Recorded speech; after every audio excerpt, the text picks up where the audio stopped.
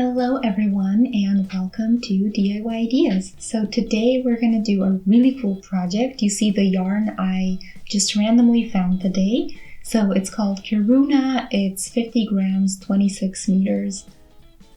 And it kind of resembles fur. I love the color as well, so I'm really excited to try it out today with you. And yeah, let me see the other details that we have on here. So it's for a 7 to 8 millimeter crocheting hook or knitting needles if you want to knit with it. And let's see what else.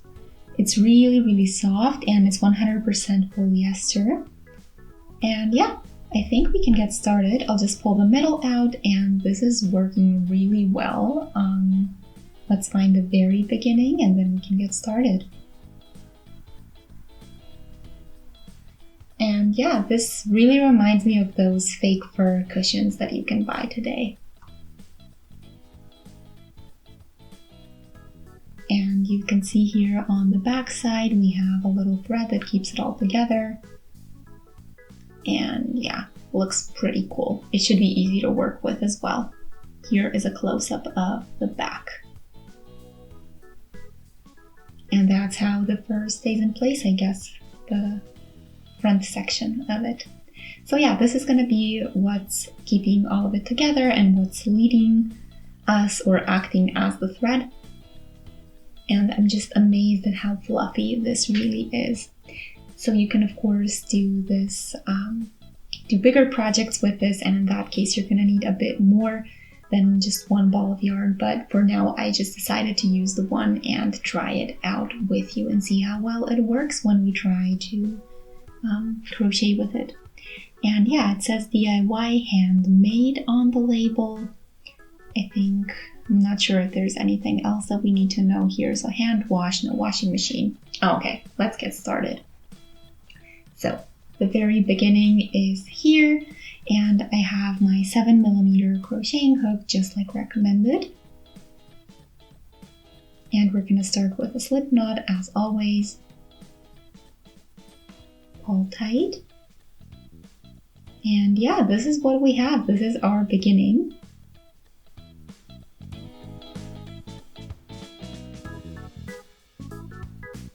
Okay, let's get started with a couple of chains.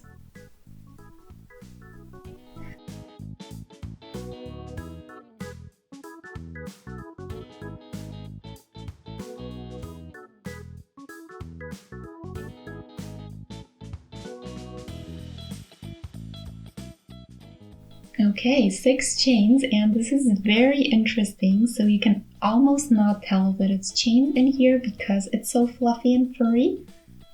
Let me do a bit more. 10, there we go. You know, it reminds me of those fluffy ball-shaped keychain decorative pieces. I hope you know what I mean, but it really reminds me of that. It's really fluffy. And it almost looks like a little foxtail or something like that in pink or purplish. But yeah, this is the structure that we have. So on the back, you can kind of see that it's chains that we've done. And you can see our lead thread as well. And yeah, I'm gonna do 2 more for the height, maybe 3. Okay, and when we have the 3 chains for the height, what I want to do is kind of find the 4th one from the hook. So let's give it an attempt at counting. So here is the first one, the first or the last chain, the one around my hook that I can make bigger or smaller. And then we have the next one on here. I can kind of feel it, but visually I can't really recognize it that well. But anyway, I'm gonna go take a yarn over and go into the second from the hook, second chain from the hook, and then you can see here, hopefully I have 3 loops on the hook, and I'm gonna go through all 3, so I'm doing the half treble. And you can see this is super fluffy and you can't notice the structure of the chain or the structure of the stitch at all. But anyway, let's do a couple more here I'm not doing a treble. Instead, I want to do a half treble. There we go. And I'll just keep working like this. But now I need a yarn over on here. I think that's what I forgot.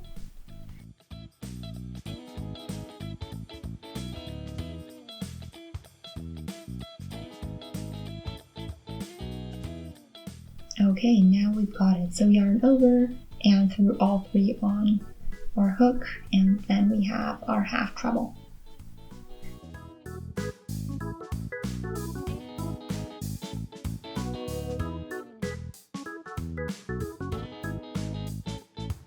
Okay, so now it's actually not as challenging as it was at the beginning of the row. I can easily find the spots where I need to go in.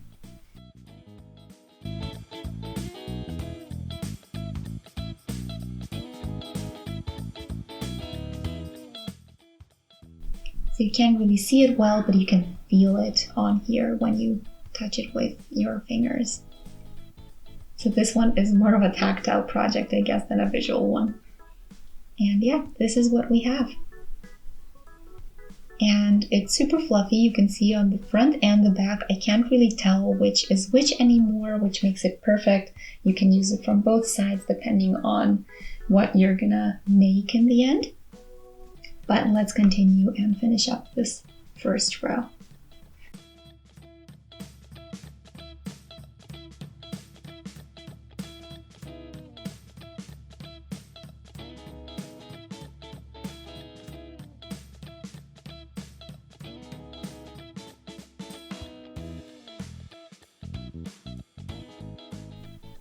Okay, I think just a couple more.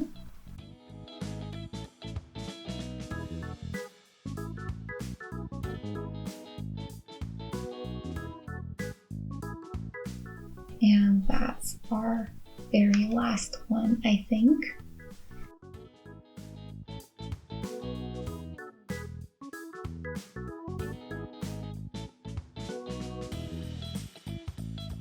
Okay, here is the first row, and it's a pretty big piece already due to its fluffiness, and you can see the front and the back look the same, so that leading thread that we saw in the beginning is kind of hidden in between all of the fake fur that we have. And you can kind of see the stitches on top, but definitely not as visible as usual. So let's do 2 more chains for the height, and we can do our second row and see how well that works, how well we can find the spots. So here I can kind of feel it, and I can also see the leading thread. And I'm also doing half trebles, continuing in the same style. And yeah, now it's just a matter of feeling the next stitch and not skipping one.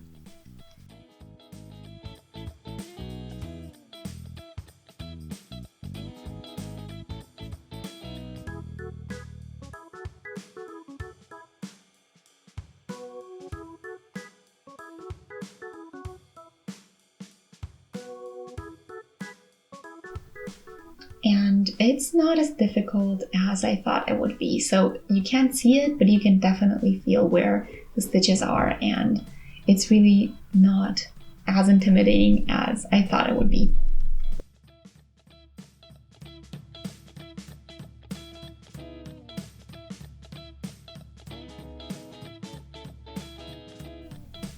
And yeah, I think we could make really lovely home interior decorative pieces with this. Let me know in the comment section if you have any ideas what kind of project specifically we could do. So I was thinking of cushions or cushion covers, but also maybe we could do something else. Let me know in the comments. Here is the second row now done as well, and you can see what it looks like. Super fluffy from both sides and just looks very, very interesting. So you can see that you can't really see the stitches on here, so they're well hidden. If you're looking for a project where you can't tell it was crocheted, I think this is definitely one for you. And yeah, in some spots you can see the leading thread, but it's definitely very, very subtle. And I think I can't really tell where the one row began and the other one stopped.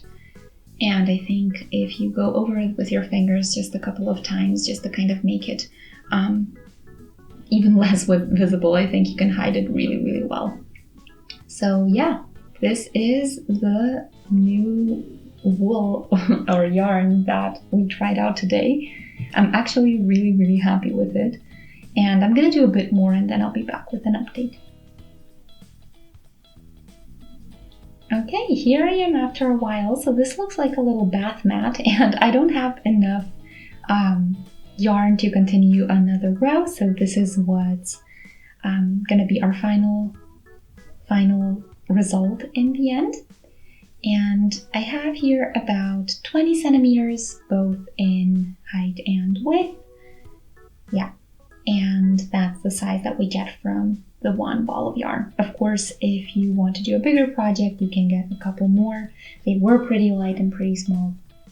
So yeah, this is just to test it out to see how well it works. I can't really tell you how many rows this was, but yeah, that's the awesome part about this. You can't really tell, and it just looks like one big piece. Also, the texture is really nice. It's really, really soft, and it is a little bit stretchy, so that's also pretty nice. I hope you can see it stretched out just a bit. And yeah, it's also pretty light, so since I kept it pretty loose, I can push my fingers through it so it's not too dense, and I think it looks wonderful this way. We could have probably used the 8mm hook or maybe even the 9mm one, but I think the way it looks right now is just good. So, like I said, I hope you enjoyed today's project. Feel free to let me know what you think of the yarn, if you used it before, what you used it for, and how you liked it. Maybe you have some tips or recommendations on techniques, on different stitches that might look good with this yarn, and project ideas. So if you'd like to see me do something really special with this type of yarn, feel free to let me know in the comment section. And if you enjoyed this video and would like to see more, feel free to shoot a thumbs up and subscribe. See you next time. Bye!